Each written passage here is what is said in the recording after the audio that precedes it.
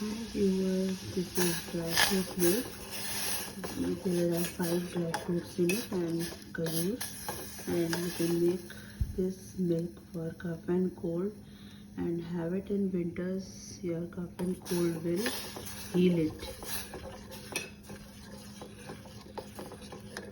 Showing you the recipe.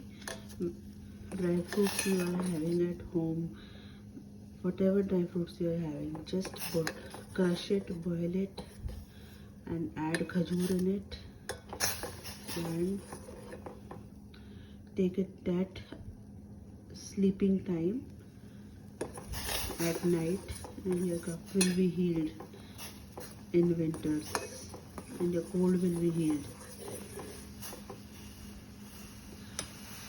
Please follow my channel from Rinalini Vadera.